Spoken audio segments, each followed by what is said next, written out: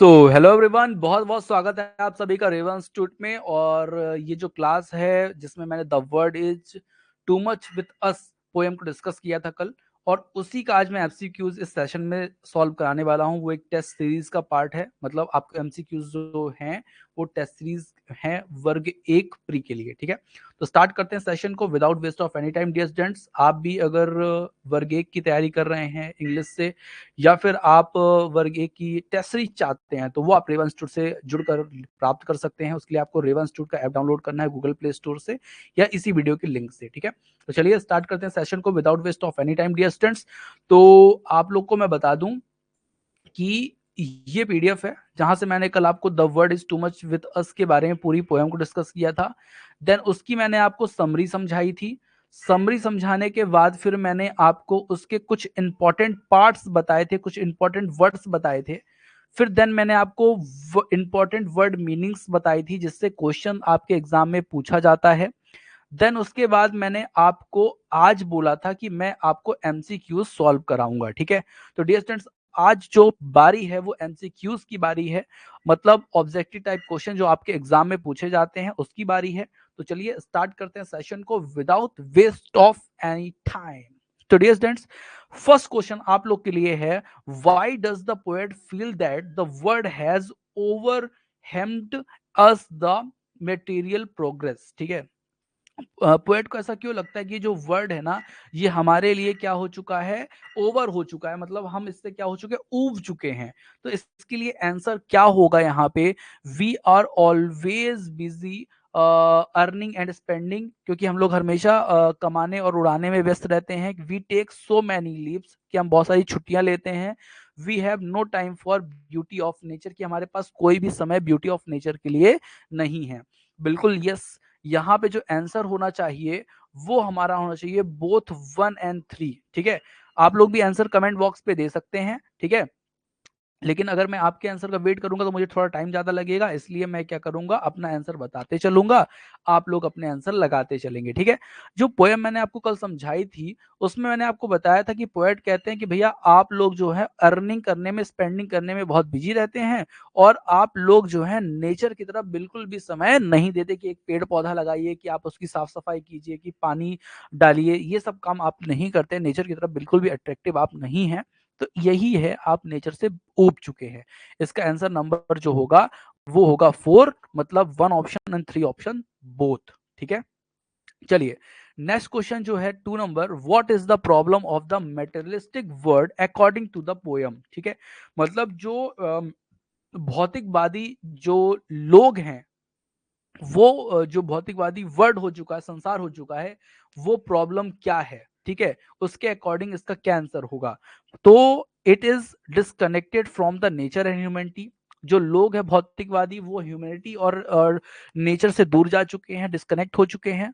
People are not happy, जो आदमी है वो नॉट हैप्पी है, मतलब खुश नहीं है या मतलबी हैं, या फिर आदमी जो है पीपल अर्न मनी डिसऑनेस्टली। तो इसका आंसर क्या होने वाला है, तो बिल्कुल इसका आंसर मैं आप लोग को बता देता हूं, it is disconnected from the nature and humanity. ठीक है, जो आदमी है वो क्या हो चुके हैं, नेचर और ह्यूमैनिटी से डिस्कनेक्ट हो चुके हैं। किस कारण से, तो भैया भौतिकतावाद, मेटेरियलिस्टिक वर्ड से जुड़ करके वो क्या हो चुके हैं, इस तरह के हो चुके हैं। ठीक है, चलिए नेक्स्ट क्वेश्चन आप लोगों के लिए, अगर आप भी रेवा इंस्टीट्यूट से जुड़ना चाहते हैं डियर स्टूडेंट्स, तो आप भी क्या कर सकते हैं, आप हमारे इस नंबर पे संपर्क कर सकते हैं, डायरेक्ट मुझसे बात होगी, या फिर आप हमारे रेवा इंस्टीट्यूट को डाउनलोड कर सकते हैं ऐप को और यूट्यूब को। ठीक है, चलिए, where do people drain their energy. ठीक है, जो अपनी जो पीपल हैं वो अपनी जो एनर्जी है, जो अपनी ताकत है, वो कहाँ बहा रहे हैं, कहाँ बेकार कर रहे हैं। ठीक है, तो इन द मटेरियलिस्टिक परस्यूट्स, मतलब जो भौतिक चीजों को खरीदने में, उसमें अपना समय बेकार कर रहे हैं, या फिर वाइन पीने में, अपना ड्रिंकिंग वाइन, वाइन पीने में अपना समय बर्बाद कर रहे हैं, कि वॉचिंग फिल्म देखने में अपना समय बर्बाद कर रहे हैं, कि प्लेइंग क्रिकेट खेलने में अपना समय बर्बाद कर रहे हैं। ठीक है, तो बिल्कुल सही बात है, जो आदमी है, जो व्यक्ति है, वो मटेरियलिस्टिक परस्यूट्स, मतलब जो भौतिक विलासिता है, विलासिता मतलब बढ़िया मोबाइल यूज करना, बढ़िया मखमली गद्दे में सोना, है ना, समय नेचर के लिए बिल्कुल भी नहीं देना। तो यही कारण है कि जो व्यक्ति है वो क्या कर रहा है, अपनी एनर्जी को बर्बाद कर रहा है। ठीक है, चलिए आगे चलते हैं डियर स्टूडेंट्स। क्वेश्चन नंबर जो हमारा 4 है उस पे चलते हैं। ठीक है, यहाँ पर क्वेश्चन नंबर 4 है, how can people compensate for their loss of energy and vigour according to poem. यहाँ पे पोएट कह रहे हैं कि जो आदमी है वो अपना समय, अपनी एनर्जी, अपनी ताकत अकॉर्डिंग टू पोएम कहाँ बर्बाद कर रहे हैं। तो भैया, ड्रिंकिंग मिल्क, दूध पीने में बर्बाद कर रहे हैं।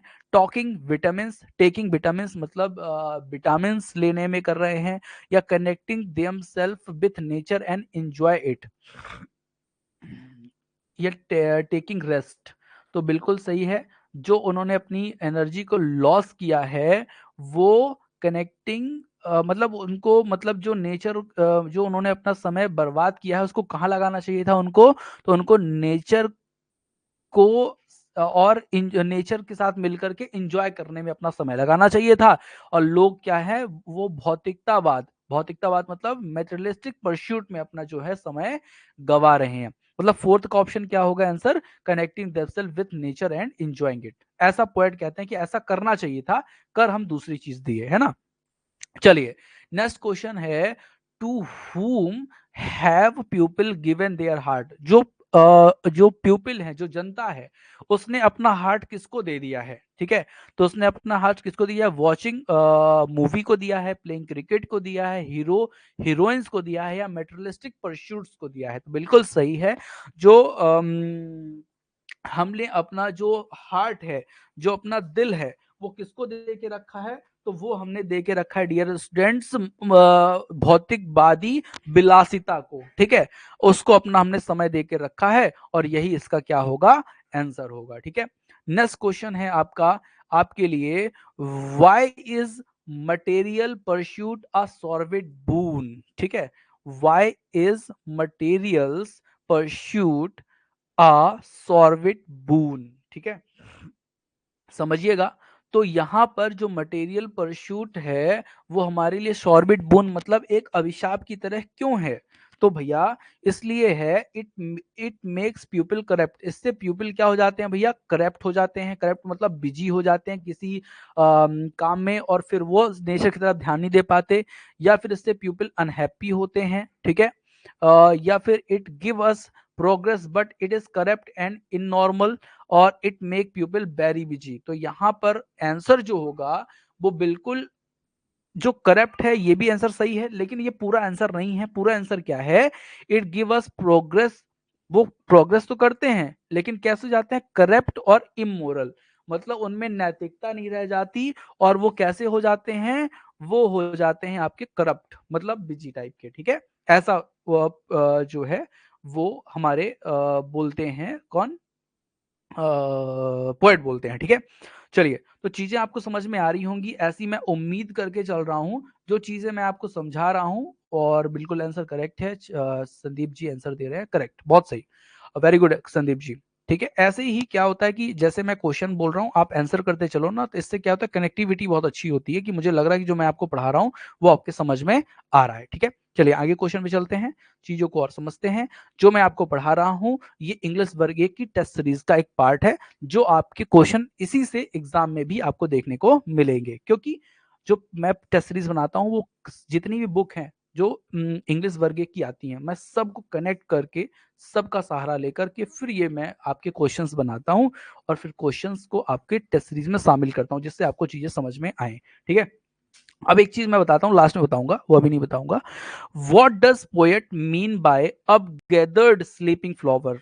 क्यों पोएट आप लोगों को क्या बोल रहे हैं, स्लीपिंग फ्लावर्स बोल रहे हैं।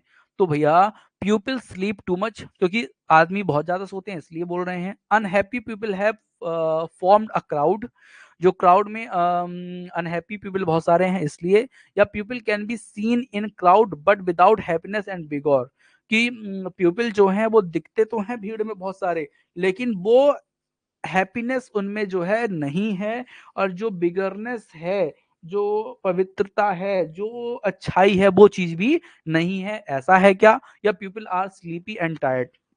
तो मैं आप लोग को बता दूं इसका जो आंसर होगा, जो स्लीपिंग फ्लावर्स जो कहा है कि जो आदमी है वो कैसे हो गए हैं, जैसे स्लीपिंग फ्लावर मतलब सोया हुआ ना, मतलब वो हिल रहा ना डुल रहा ना, अच्छी हवा कर रहा, सुगंध दे रहा, तो वो स्लीपिंग फ्लावर्स हुआ। ठीक है, तो उसी तरह जो आदमी है वो केवल क्या है, कमा रहा है, खा रहा है, उड़ा रहा है, और कोई भी प्रकृति के लिए अच्छा काम नहीं कर रहा, इसलिए वो अनहैप्पी है और उसमें विगर्नेस नहीं है। ठीक है, तो यही आंसर इसका होगा डियर स्टूडेंट्स। ठीक है, क्वेश्चन नंबर 8 में चलते हैं।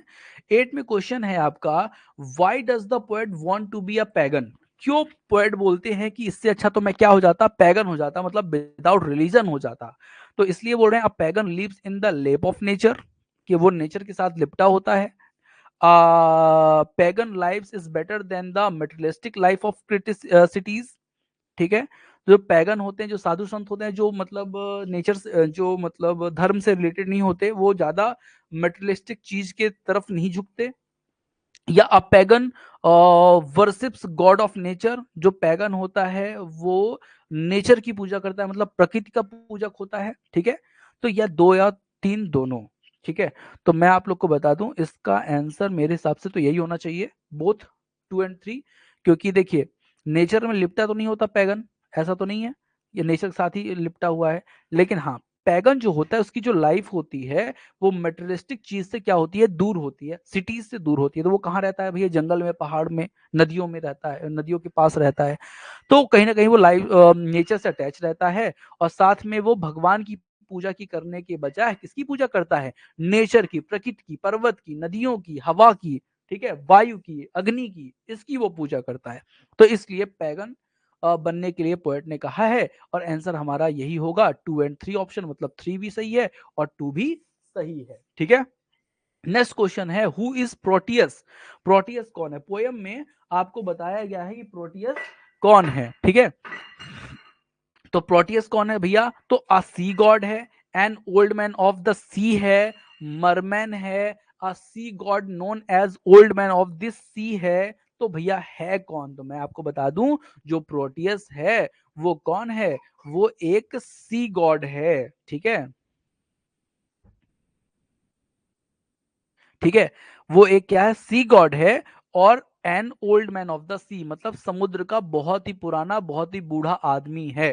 ठीक है, तो इसका ऑप्शन आपका नंबर होगा 4 सही। ठीक है, नेक्स्ट क्वेश्चन है, हु इज ट्राइटन? वहां पे ट्राइटन की एक क्वेश्चन था ना, तो ट्राइटन है कौन? तो ट्रम्पेट ब्लोअर है, अ कोच ब्लोअर है, अ मरमैन है, या 2 और 3 दोनों?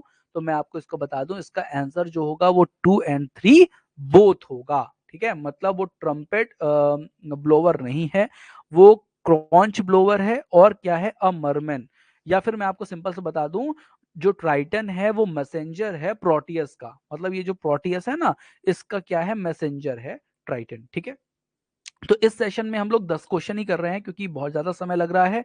मैं आप लोग को बता दूं डियर स्टूडेंट्स कि ये जो है टेस्ट सीरीज का पार्ट है, ये जिन लोगों ने कोर्स लिया है उनको ये डायरेक्ट प्रोवाइड कर दिया गया है कोर्सेज में, वो पढ़ सकते हैं। और इसमें देखिए, अब ये मैंने 10 क्वेश्चन कराए इस तरह से, अब फिर जो है और भी क्वेश्चन है मेरे पास, लगभग ये 24 क्वेश्चन है। देन उसके बाद फिर स्टार्ट होते हैं, देखिए 24 क्वेश्चन तक हुए, फिर हार्ड टाइप क्वेश्चन, अगर पेपर बहुत टफ आएगा ना तो फिर ये क्वेश्चन आपसे क्या होंगे, पूछे जाएंगे, इस तरह के जो क्वेश्चन है वो आपसे पूछे जाएंगे। ठीक है, देन अगर आपको इससे चीजें समझ में आ जाती है तो बहुत अच्छा है, नहीं तो फिर हमारे पास 50 क्वेश्चन इसके और हैं।